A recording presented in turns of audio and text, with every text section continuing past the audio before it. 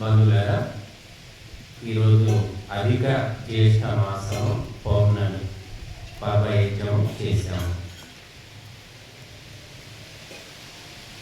కుర్వన్నేవేహ కర్మాణి విజీవిషేక్షతం సమాహ అని యజుర్వేదం చెప్తోంది. నిరంతరము వైదిక కర్మలు చేస్తూ ఉండాలి. నిత్యము నైమిత్తికము కామ్యం. వీటికి సెలవు లేదు. ప్రాణం ఉన్నంత వరకు, ఓపిక ఉన్నంత వరకు, కాళ్ళు చేతులు ఆడినంత వరకు మనం ఎట్లాగైతే తినడానికి తాపత్రయపడతామో అలాగా ఈ వైదిక కర్మలు చేయడానికి కూడా అలాగే తాపత్రయపడాలి. మరి గృహస్థులు నిరంతరము గృహాల్లో మగ్గిపోతూ ఉంటారు. మామిడి పళ్ళు ఇలా ఎండాకాలం మగ్గిపోతాయి కదా, అలాగా వాటిని గడ్డిలో పెట్టి మగ్గ పెడతారు. అలాగే సంసారం అనే ఒక గూడు లోపల మగ్గుతూ ఉంటారు. మగ్గి పక్వం అవుతారా అంటే చెప్పాలి. పక్వం కావచ్చు, కాకపోవచ్చు. జీవుడు పక్వం కావాలంటే పరమాత్మ తత్వం తెలుసుకోవాలి. కాబట్టి సంసార బాధలు తట్టుకోలేక ఆ జీవుడు వైరాగ్యం వస్తుందట. ఎప్పుడు వస్తుంది అంటే ఎన్నో జన్మలు, ఒక్కసారి వైరాగ్యం రా, ఎన్నో జన్మలు ఎత్తి ఇదే సంసారం, ఇదే భార్య, ఇదే పిల్లలు మోహమెత్తిపోతున్నారు అన్నమాట. మిఠాయి దుకాణం వాడు రోజు మిఠాయిలు చేసి వాసన చూసి వాడికి మొహం ఎత్తిపోతుంది. తినడు అన్నమాట. ఇంకా అమ్ముతాడని వాడు తినడు. అటువంటి వైరాగ్యం వచ్చినప్పుడు పుట్టుకతోటే వాళ్ళు వైరాగ్యంతో ఉంటారన్నమాట. పెళ్ళి, పేరంటాలు, ఆడంబరాలు, అలంకారాలు, అట్టహాసాలు ఇవన్నిటినీ ఇష్టపడకపోవడమే వైరాగ్యం. అంటే సాంసారిక వాసనలు లేకుండా ఉండడం. అది రావాలంటే ఎన్నో లక్షల జన్మలు ఎత్తాలి. కొద్దిగా ఇలాంటి కార్యక్రమాలు చేసుకుంటూ పాల్గొంటూ ఎంతో కొంత వైరాగ్యం ఈ జన్మకు వస్తుంది. అది కొద్దిగా పేరుకుంటూ జమ చేసుకుంటూ చిట్ట చివరికి పరమ వైరాగ్యం అన్నమాట. పరమ వైరాగ్యం వచ్చాక మహర్షి దయానందుడికి ఎవరు కూర్చోబెట్టి పాఠాలు చెప్పలేదు. ఆయన చిన్న వయసులోనే సంఘటనలు చూశాడు. ఆయన చావు చూశాడు, రోగం చూశాడు, బాధలు చూశాడు. ఎందుకు ఇవన్నీ వస్తున్నాయి, ఎందుకు చచ్చిపోతున్నారు, ఎక్కడికి పోతున్నారు, ఎక్కడి నుంచి పుడుతున్నారు, ఏమిటి చక్రం అని ఆలోచించాడు. చిన్న వయసులోనే ఆలోచించి దాన్ని తెలుసుకోవడానికి ఇది వదిలిపెట్టేశాడు. కాబట్టి ఇదంతా అనేక జన్మల యొక్క వాసన అని చెప్పారు. మనం ఇక్కడ ఉన్నది, చేస్తున్నది, వింటున్నది అన్నీ కూడా అనేక జన్మల యొక్క పరంపర. అందులో భాగం ఉన్నవాళ్ళే పాల్గొంటారన్నమాట. కాబట్టి ఈ పర్వయజ్ఞాన్ని నిర్వహించుకున్నాము. ఇది పూటకు అయిపోయింది. రేపటి నుంచి మరి రేపు అంటే జూన్ 1వ తేదీ నుంచి 14వ తేదీ ఆదివారం వరకు 14 రోజుల పాటు మనము శ్రీ విష్ణు యజ్ఞము నిర్వహించాలని అనుకున్నాము. దానికి సంబంధించిన సూచన కూడా అందరికీ ఇచ్చాం. ఉదయం సాయంత్రము విష్ణు సహస్రనామ పారాయణం, అలాగే వేదంలో ఉన్నటువంటి విష్ణు సూక్తంతో ఆహుతులు సమర్పిస్తామన్నమాట. బట్టి పరమాత్మ తత్వం, వైష్ణవ తత్వం. మీరెవరు అంటే మామూలుగా చాలా మంది వైష్ణవులము, శైవులము, శాక్తేయులము చెప్తూ ఉంటారు. మనం ఎవరం వైదికులము అని చెప్తాం. వైదికులు అంటే అందులోనే వైష్ణవం ఉంది, అందులోనే శైవం ఉంది, అందులోనే శాక్తేయం ఉంది, అందులోనే గాణాపత్యం ఉంది, అందులోనే అన్నీ ఉన్నాయన్నమాట. కాబట్టి వైష్ణవులు అంటే ఎవరంటే నిత్యము అగ్నిహోత్రం చేసే వాళ్ళను వైష్ణవులు అంటారండి. గుర్తుపెట్టుకోండి. ఎందుకంటే విష్ణువు అంటే యజ్ఞానికి విష్ణువు అని పేరు. కాబట్టి విష్ణువును అనుసరించే వాళ్ళు వైష్ణవులు. శైవులు అంటే ఎవరంటే శివుని యొక్క అనుయాయులు. శివుడు ఎవరు అంటే కళ్యాణకరుడైన పరమాత్మ. ఆ పరమాత్మ ఓం నమః శివాయ ఎవరు జపం చేస్తున్నారు వాళ్ళంతా శైవులు.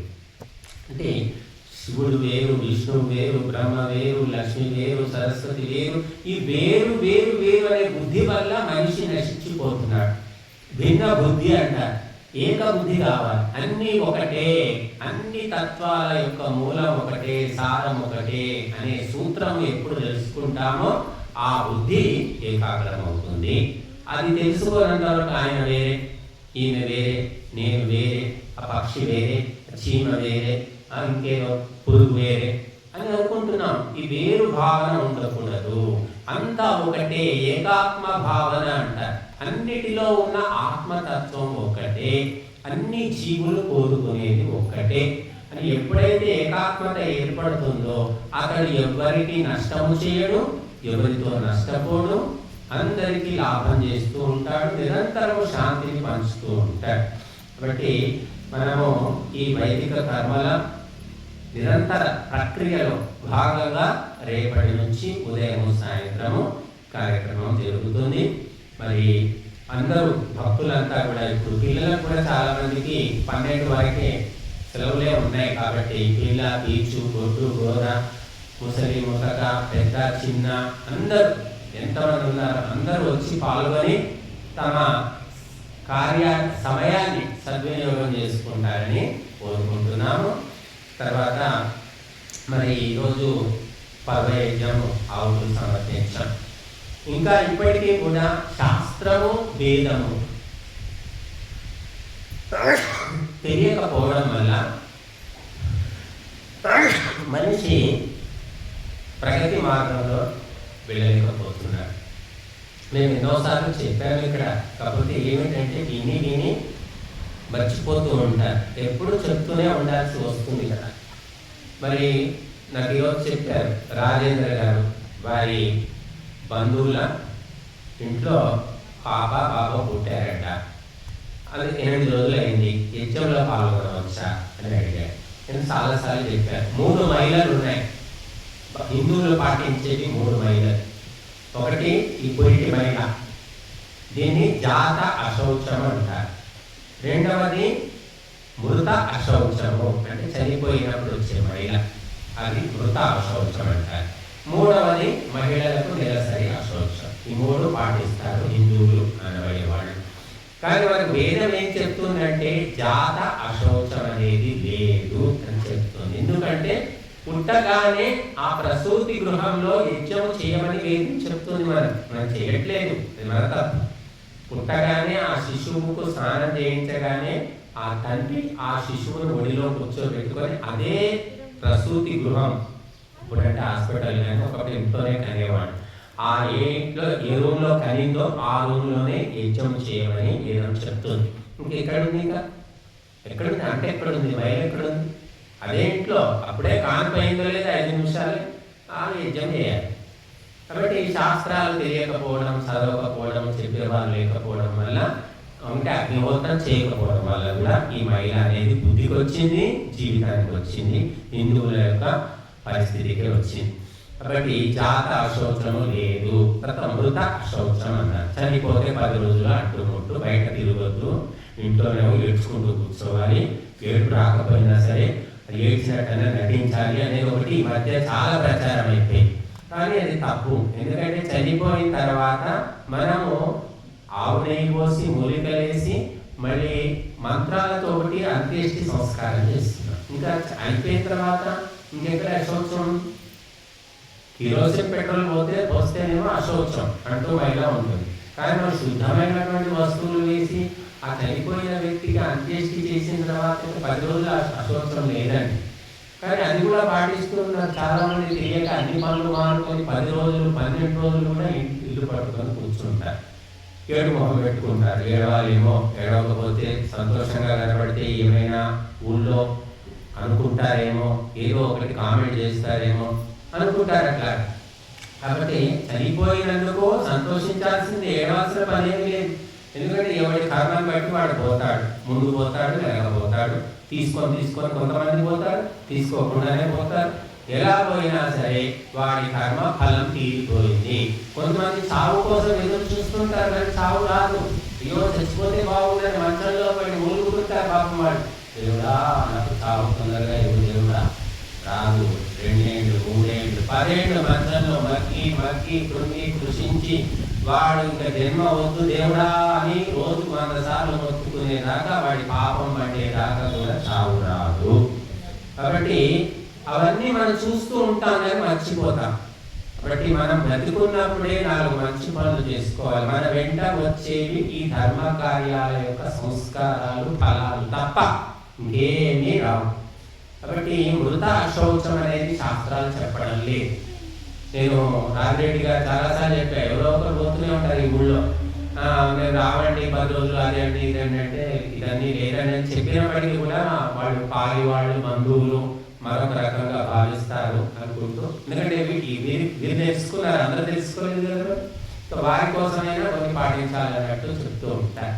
అలాగా మనిషి సామాజిక ప్రాణి కాబట్టి ఇతరుల కోసం కూడా కొన్ని మనం చేయవలసి ఉంటుంది. అంటే మనకు జ్ఞానం ఉంటే సరిపోదు, పక్కవాడి అజ్ఞానం ఉంటే అజ్ఞానం యొక్క ప్రభావానికి మనం కూడా బలి కావాల్సి ఉంటుంది. కాబట్టి అందరూ జ్ఞానవంతులు కావాలి, అందరూ బుద్ధిమంతులు కావాలి అని మనకు వేదమాత చెప్తూ ఉంది. ఇక మూడవది 2 లేవు. మరి మహాభారతంలో రోజు ఎంతో మంది బంధువులు చచ్చిపోయారు. కౌరవులు పాండవులు ఎవరు పాలి వాళ్ళే, దాయాదులు అంటారు. మరి వాళ్ళు బంధువులు రోజు ఒకరు చచ్చిపోతూనే ఉన్నారు. మరి వాళ్ళు పాటించలేదే. 18 రోజుల పాటు యుద్ధం జరిగింది, అందరూ చచ్చేదాకా. శత్రుశేషము పోయేదాకా, అంటే ఎవరు మూలం ఎవరు దుర్యోధనుడు, వాడు చచ్చేదాకా కూడా యజ్ఞం జరిగింది, యుద్ధం జరిగింది. కాబట్టి మనము శాస్త్రము చదవక చరిత్ర తెలుసుకోకపోవడం వల్ల చాలా వెనుకబడిపోతున్నాం. ప్రపంచం అంతా ముందుకు వెళ్ళిపోతుంది, మనం ఎక్కడో కూర్చుంటున్నాం. తర్వాత మూడవది మహిళలకు నెలసరి అశౌచం. ఇది మాత్రము మనకు వేద శాస్త్రాల్లో చాలా స్పష్టంగా చెప్పారు, ఖచ్చితంగా చెప్పారు.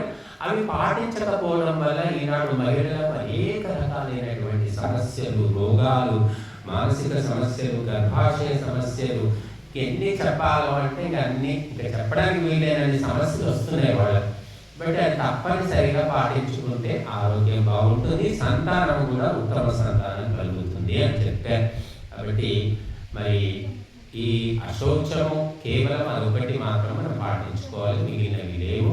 కాబట్టి మీరందరూ కూడా ఏదో ఒక సాకు పెట్టకుండా మరి సాధ్యమైనంత వరకు మనము ధర్మకార్యాలు జరగడమే అరుదుగా జరుగుతూ ఉంటాయి. కాబట్టి అందులో పాల్గొనే ప్రయత్నం, మనకు అవకాశం ఉండి, మన దగ్గరలో ఉండి, మనకు ఆరోగ్యం ఉండి, మనకు ఓపిక ఉన్నప్పుడు పాల్గొనే ప్రయత్నం చేయడం ఉత్తమము. కాబట్టి మరి ఈరోజు ఈ కార్యక్రమాన్ని ముగించుకున్నాం. సాయంకాలము మనకు ఇక్కడ కార్యక్రమం ఉండదు. రేపు ఉదయము నుంచి 14 రోజుల పాటు ఉదయం సాయంత్రం మీ అందరికీ కూడా సహస్రనామాల పుస్తకాలు కూడా తెప్పించాము. మేము పారాయణ చేసేటప్పుడు మీరు కూడా చదవచ్చు, చూడవచ్చును, అందరికీ ఇవ్వడం జరుగుతుంది. అందరూ పాల్గొనండి. 14 రోజుల పాటు ప్రశాంతంగా ప్రతి ఒక్కరూ కూడా ధార్మికమైన ఆత్మికమైన ఉన్నతిని సాధించాలి. ఏమయ్యా, ఎన్ని కోట్లు ఉన్నాయి మీ దగ్గర, ఎన్ని ఇంట్లు ఉన్నాయి, ఎంత పొలం ఉంది, బ్యాంకులో ఎంత ఉంది, సంసారం కలిస్తే మాట్లాడుకునే మాటలు ఇవే ఉంటాయి. నాకు అక్కడ ఆర్మూర్లో ప్లాట్ కొనుక్కున్నా, హైదరాబాద్లో ఇల్లు కొనుక్కున్నా, ఇంత మంచి వాడు, ఇంత బాగా, చాలా బాగా అయిపోయింది, చాలా డెవలప్ అయిపోయింది అని నాకు ఒక విలువ ఇస్తారు. ఏమీ లేదండి, ఏం కొనుక్కోలేదు మరి, ఏం చేస్తున్నావు మరి, డబ్బులన్నీ ఏం చేస్తున్నావు అని ఈ విధంగా అందరూ కూడా అడుగుతారు. అలాగా నలుగురు సంసారాలు కలిసినప్పుడు ఇది కూడా అడగండి. నువ్వు ఎన్ని మంత్రాలు నేర్చుకున్నావు, ఎన్ని ఉపన్యాసాలు విన్నావు, ఎన్ని శ్లోకాలు వస్తాయి, ఎంత తత్వం తెలిసింది, ఎంత త్యాగ బుద్ధి వచ్చింది, ధర్మం కోసం నువ్వు ఎంత దానం చేశావు అని ఇది కూడా అడగండి. అడుక్కోండి, పరస్పరం ప్రశ్నించుకోండి. అప్పుడు మార్పు అనేది వస్తుంది. మనం ఇవే అడుగుతున్నాం, ఎంత కూడబెట్టావు, ఎంత దాచిపెట్టావు, ఎన్ని నగలు ఉన్నాయి, ఎన్ని తులాల బంగారం, ఇంతవరకే. ఎవరికి ఉన్నా వాళ్ళే ఉంచుకున్నారు, ఎవరికి వచ్చేది కాదు. కానీ ధార్మికమైన ఉన్నతి వల్ల ఇతరుల మీద కూడా ప్రభావం పడుతుంది అని తెలుసుకోవాలి. మనం ఒక ఇంట్లో ఒక ధార్మికురాలైన తల్లి కానీ, తండ్రి కానీ, భార్య కానీ ఒక్కరున్నా చాలు, ఇంట్లో ఒక మార్పు అనేది మనకు కనిపిస్తుంది. అందరే అయిపోయినప్పుడు కౌరవులందరూ ఒకటే ముఠా, ఒకరి ముఠాల. కాబట్టి అందులో ఒకటి వేరు పాపం, వికర్ణుడు అనే వ్యక్తి మాత్రము కౌరవుల స్వభావం రాలేదు, ధార్మికుడు. అందుకే ఆయన పేరు మనం చెప్పుకుంటాం. కాబట్టి ధార్మిక ఉన్నతి కూడా సాధించాము ఎంతో కొంత అని ప్రతి ఒక్కరు కూడా చెప్పుకునే పరిస్థితి ఉండాలి. ధైర్యంగా చెప్పుకోగలగాలి అన్నమాట. ఆస్తులు లేకపోయినా నష్టమేమి లేదు, ఆస్తులు ఉన్న వాళ్ళు కూడా ఇక్కడ వదిలిపెట్టి పోవాల్సిందే, ఎవడేం తీసుకుపోయేది లేదు. కానీ ధార్మిక ఉన్నతి సాధిస్తే అది తప్పకుండా మనం ఎంత వస్తుంది, మరొక జన్మకు, ఉత్తమ జన్మకు కారణమవుతుంది. అది ఇంకేది కూడా కారణం కాదండి. మీరు లక్షలు సంపాదించినా కూడా వదిలేయాల్సిందే. కానీ ధార్మికమైనటువంటి పరోపకార సంబంధమైనటువంటి ఆత్మికమైనటువంటి ఉన్నతి మాత్రము మన వెంట వస్తుంది సంస్కార రూపంలో. కాబట్టి మనము అటువంటి ఉన్నతిని ఎంతో కొంత సాధించుకునే ప్రయత్నం చేస్తే నువ్వు ఎక్కడ కూర్చున్నా, ఇంట్లో కూర్చున్నా, అడవిలో కూర్చున్నా, అమెరికాలో కూర్చున్నా మానసికంగా శాంతిగా ఉంటావు. అది సాధించినంత వరకు నువ్వు ఎక్కడన్నా కూడా కుంగి కుమిలి కృషించవలసిందే తప్ప నీ మనస్సు గోడు వినేవాడు ఎవడూ లేడు. కాబట్టి మన శాంతిని మనమే సంపాదించుకోవాలి. అందుకు ఇటువంటి ఆధ్యాత్మిక మార్గాలు శరణ్యం.